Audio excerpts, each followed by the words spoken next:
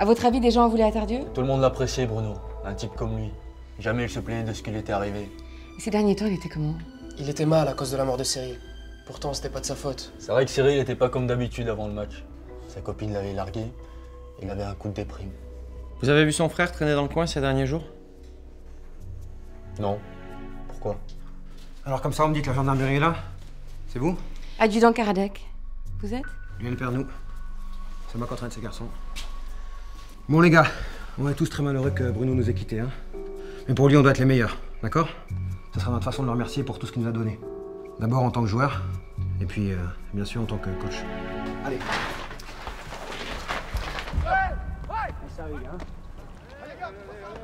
Alors c'est vrai ce qu'on dit? Bruno, c'est pas un accident? Non. On se renseigne sur le frère de Cyril Brodsky qui l'a menacé. Vous pensez que Léo aurait pu passer à l'acte et renverser Bruno? Avec ce genre de gamin, tout est possible, hein. Un instable qui tire trop sur le pétard. Je le connais un peu, il jouait ici quand il était minot. Enfin bon, il avait pas le talent de son frère. Il avait des raisons d'en vouloir à Tardieu? Non, c'est ridicule. Cyril souffrait d'une malformation congénitale. Personne ne pouvait prévoir ce qui est arrivé. Mais vous n'aviez noté aucun signe avant-coureur? Non, Cyril était suivi régulièrement comme tous nos joueurs. Il venait de passer tous les contrôles, hein. Électrocardiogramme et tout le reste.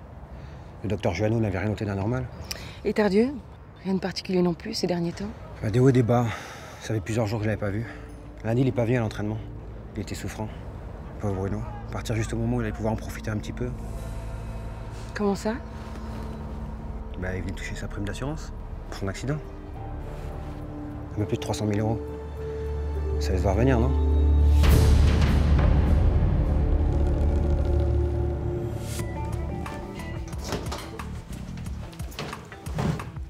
Nadia?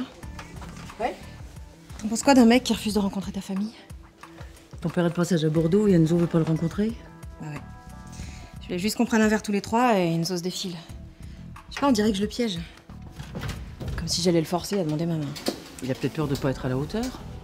Ah bah mets-toi à sa place. Ton père est général, t'es sa fille unique. C'est pas évident pour un gamin de la DAS. Attends, mon père sait que je suis très heureuse avec Enzo.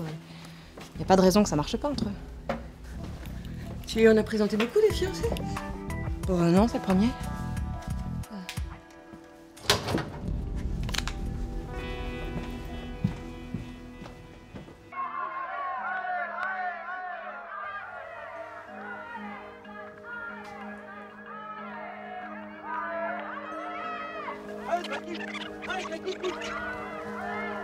C'est le match pendant lequel Cyril est mort? Qu'est-ce que tu cherches exactement? Toi qui me chiffonne. Vous avez vu? Regardez bien. Quand Cyril porte la main à son cœur, Tardieu se lève, avant tout le monde, parce que les autres n'ont encore rien vu, sauf lui. Tardieu quitte pas Cyril des yeux. Regardez, il tourne la tête, il essuie du regard quand il court. C'est un mouvement machinal, non? Non. Tardieu a vu Cyril porter la main à son cœur. Ce type n'était pas aveugle. Il jouait la comédie. Vite, docteur!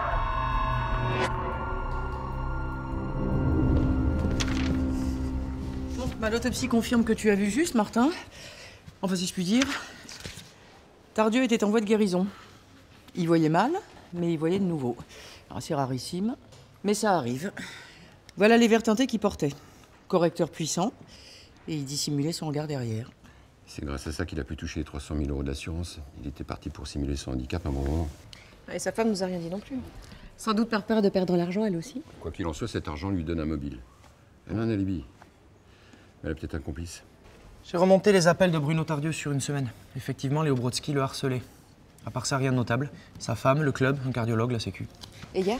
Il a appelé l'entraîneur Lionel Pernou à 9h30. Ensuite, sa femme l'a joint à 13h04, c'est tout. À chaque fois, il se trouvait chez lui. Bon, on lance un avis de recherche sur ce Léo Brodsky et on creuse autour de Madame Tardieu. Je retourne au club me rencarder sur son emploi du temps et ses relations. Ouais, nous on va lui poser quelques questions.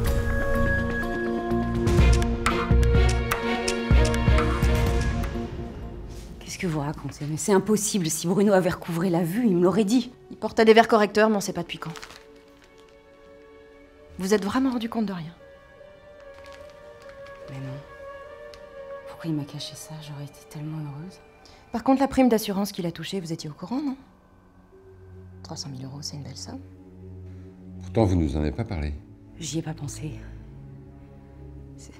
Il venait de mourir, c'était pas important, c'était pas le moment. Ça dépend de quel point de vue on se place.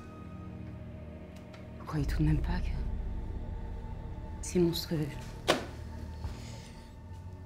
C'est curieux que vous ayez rien remarqué. Une femme qui connaît son mari. Vous savez, la cécité de Bruno avait creusé un fossé entre nous. J'avais beau lui tendre la main, il partageait plus grand-chose avec moi.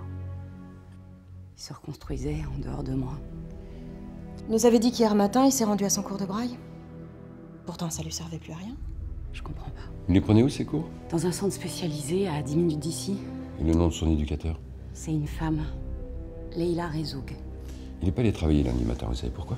Il était souffrant, des maux de tête, ça lui arrivait parfois. Il est resté ici. En tout cas, c'est ce qu'il m'a dit.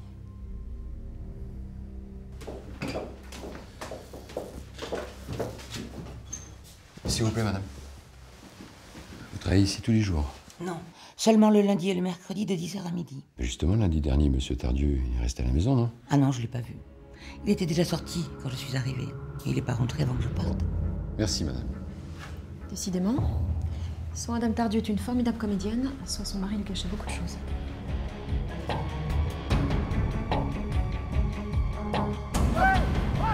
C'est exact. Bruno m'a appelé hier matin pour parler d'un junior qui a un problème de planning. Vous voulez que je m'en occupe, quoi? Vous étiez où ensuite, entre 13h et 14h? Ici. Je suis venu voir Louise, la femme de Bruno. Après, j'ai bossé dans mon bureau. Vous sortez pas déjeuner? Non, j'amène toujours de quoi. Je vais juste prendre mon café en face. Elle s'entendait comment avec son mari, Louise Tardieu? Je dirais qu'avant l'accident, le couple allait pas fort. Elle pourrait avoir quelqu'un d'autre dans sa vie? Ça, c'est pas mes oignons. Ce que je sais, c'est qu'elle se comportait super bien avec Bruno depuis qu'il était aveugle. Hier midi, non, j'ai pas bougé. Et qui d'autre était ici à l'heure du déjeuner? Bah, ceux qui bossent ici la journée, Madame Tardieu, Pernou. Madame Tardieu est sortie? Non, il est resté ici à travailler avec Monsieur Moretti. Il dirige une agence immobilière, c'est ça? Oui, ses locaux sont pas très loin, mais sa passion, c'est le club. Il a travaillé avec Madame Tardieu jusqu'à quelle heure? Ben, vers 13h30, il est allé s'enfermer une bonne heure dans son bureau, et puis vos collègues ont appelé Madame Tardieu pour la prévenir de ce qui était arrivé à son mari. Et Pernod? Je l'ai croisé au bistrot pour le café. Il est où, le bureau de Moretti? Au bout du couloir, là, celui-là. Mais je dois y jeter un coup d'œil.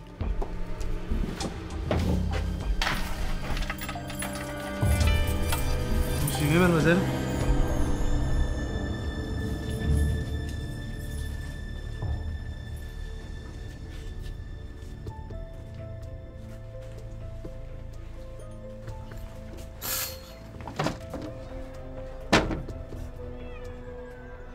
Le gardien m'a fait part de vos questions. Vous inquiétez pas, c'est la routine. Tout le monde passe dans le collimateur. Je n'ai rien à cacher. Bah, c'est parfait.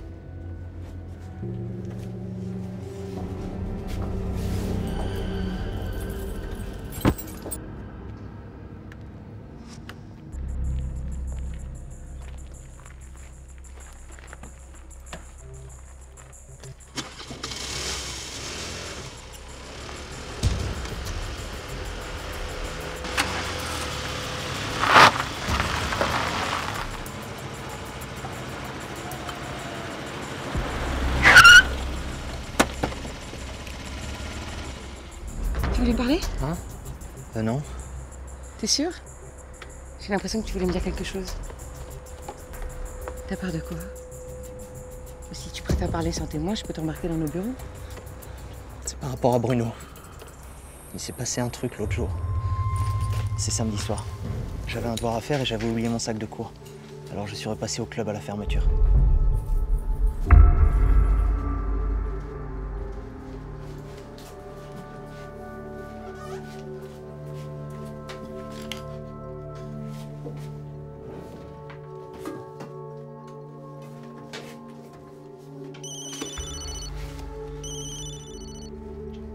Y a quelqu'un?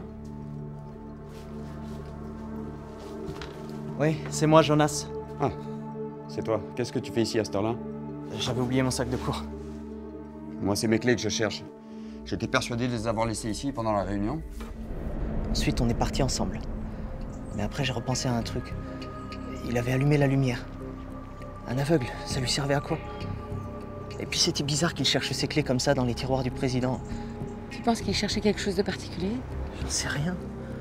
Depuis qu'il a été renversé, j'arrête pas d'y penser. T'en as parlé à quelqu'un? J'ai pas osé.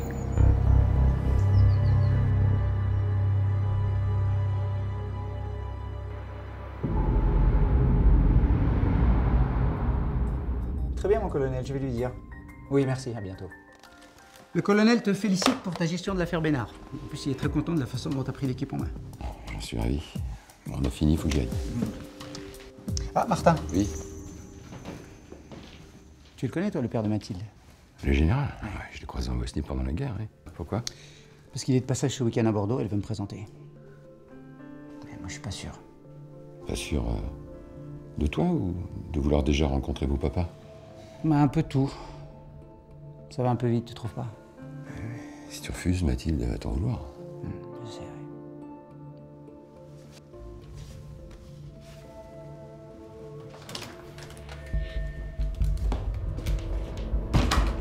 Bruno Tardieu, 35 ans, ancien champion de rugby. Il a été renversé intentionnellement par une Mercedes noire qui a pris la fuite.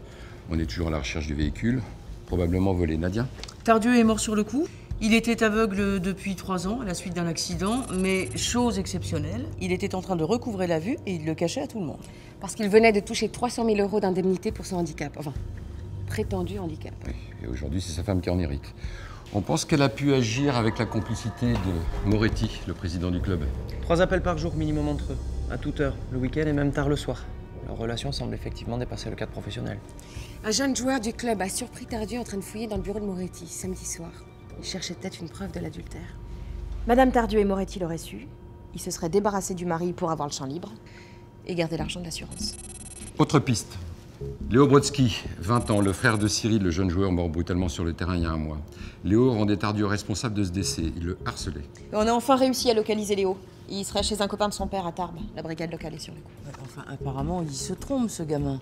D'après l'enquête et le dossier médical, personne n'est responsable de la mort de Cyril. Son problème cardiaque était quasiment impossible à déceler aux examens classiques. Ouais, c'est ce qu'un cardiologue a confirmé à Tardieu. D'après ses coéquipiers, Cyril était surtout perturbé par sa rupture avec sa petite amie.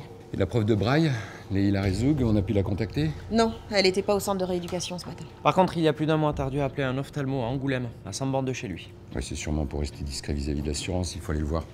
Par ailleurs, on n'oublie pas le sac à dos que portait la victime et qui a disparu. Il faut savoir ce qu'il y avait dedans. Il y a autre chose. La veille de sa mort, Tardieu s'est fait porter malade, mais il a passé la journée dehors. Ça peut être intéressant de savoir où il est allé. Il se déplaçait en bus ou en taxi. Je vais interroger les chauffeurs de taxi et les conducteurs de bus dont la ligne dessert son domicile. Il y en a peut-être un qui se souviendra l'avoir pris en charge. Parfait. Merci, au boulot.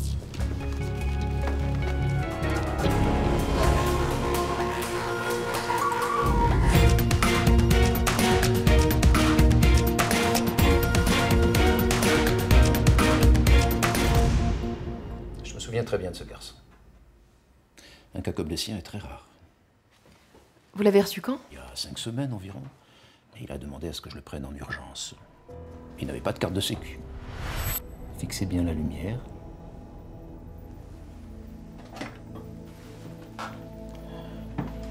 Alors, vous avez beaucoup de chance. Et ça veut dire quoi? Que ça va encore s'améliorer? Rapidement, je crois. Avec de bons verres correcteurs, vous devriez retrouver une vie normale. Merci, docteur. Merci. Leïla. Je suis Gaël, ma chérie.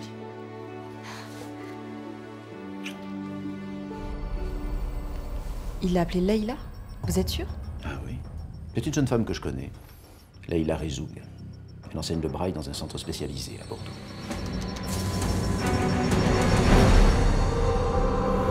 Merci Mathilde. Fanny? Tardieu arnaquait son assurance. Et il avait une liaison avec sa prof de braille. Tiens donc. Voilà pourquoi il mentait à sa femme. Mon lieutenant? Oui? On a identifié la Mercedes noire. Elle a été volée hier entre 13h et 14h chez le carrossier qui devait réparer le feu arrière cassé. Les clés étaient sur le contact. Le voleur devait le savoir. Ouais. Et vous savez le meilleur? Le garage se trouve à 200 mètres du club de rugby. Le meurtrier dotait le client de ce garage. Il faut le chercher parmi les membres ou les employés du club.